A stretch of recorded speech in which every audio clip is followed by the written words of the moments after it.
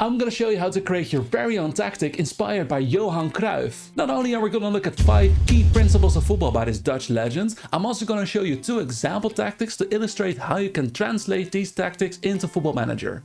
Cruyff's first key principle is all about wanting to control the ball at all times, while not keeping possession without having a clear goal of attack in mind. Cruyff always wanted to have the ball, as he thought that was the best way to dominate his opponents, both in the attack and in the defense, as to quote the man himself, "If you play on possession, you don't have to defend, cause there's only one ball." I hope you're ready for some quotes, by the way, cause this man's got some golden lines. But don't think that Cruyff was some possession merchant, as he thought that having the ball without doing something with it was useless as well. He truly wanted to combine bring quality on the ball with getting results, as he brought it best himself. Quality without results is pointless, results without quality is boring. And he managed to keep that ball by making sure that there were triangles between his players all across the pitch, and always lining up his midfield in his beloved diamond or a triangle to always make sure that the interplay was possible.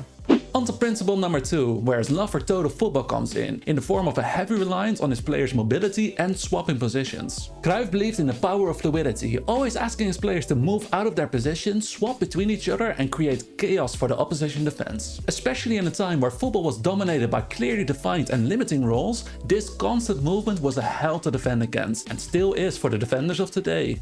And defenders will struggle even more when the third principle is applied. Use the entire length and width of the pitch when attacking. Cruyff believed that a match is won or lost by how much space a team uses, where the team that gets into the most free space always wins out. The best way to make sure that your team is always getting into the most free space is to line up your team to create as much space as possible, which is done by using the entire length and width of the pitch. That's why you always saw Cruyff use fullbacks, wingers or a combination of both to keep the width of the pitch, as well as utilize long balls to use the entire length of the pitch as well. But his love for space isn't contained to the attacking phase, as the fourth principle looks at defending and aims to make the playing field as small as possible when you're defending to get the ball back as quickly as possible. Cruyff had a touch of gegenpressing as well, as he wanted to defend in the opposition's half to quickly recover the ball, as well as using very high defensive lines to limit the space for the opposition through creating very tight, compact lines between his players. The compact defense also helps in the attack again, as the smaller distances between players makes it easier to quickly swap positions, as well as limiting the distance a player has to move to reorganize once they lose the ball. Which takes us nicely to our last principle, a result of combining all the previous principles. Never line up your players in a flat line. For example, if you're using a midfield three, always make sure to position one of the players slightly behind or in front of the other two, but never in a flat three. Positioning your players with a bit more vertical distance helps create triangles in possession, makes swapping positions a bit more dynamic, creates more space when you're attacking, and limits more space when you're defending, making it a perfect combination of all the previous principles.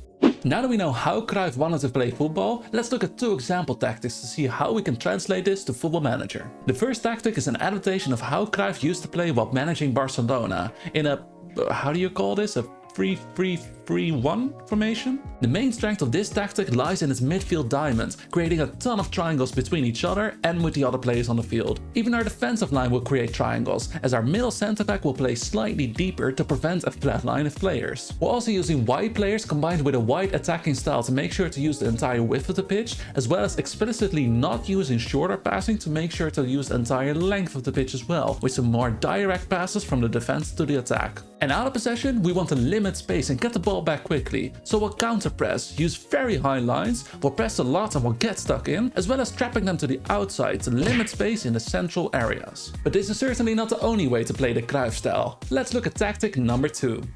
This tactic is focused on creating a lot of dynamic movement between players. Specifically, we'll be using a false 9 up front, who can swap positions with both the inside forwards as well as the centre mid on attack, so that the centre backs will never know who to mark. And while we don't have our midfield diamond from the get-go, once the false 9 drops back, we'll have our abundance of triangles once again. The biggest difference in this tactic is that we're using fullbacks this time, and they're crucial as well, as they'll be providing the width for our attacking play. But defensively, it's more of the same. Counter pressing, high lines, getting stuck in, and trapping them outside to limit central spaces. Now, while using a false 9 creates a lot of dynamic movement, Cruyff never wanted to waste a dangerous striker who's at its best in the box. In that case, a small variation like this can be used, where the striker is deployed as a more traditional advanced forward. Our dynamic movement in this example will be coming from our midfielders combined with our wingbacks, as the midfielders are used as Metsalas getting into the half spaces, and the wingbacks will be inverting to take up their positions in the midfield to create triangles once again. But what if you make your very own Cruyff tactic, but you're you're always losing against one specific formation. But check out this video where I go through all of the most popular formations in the game and show you how to take them down.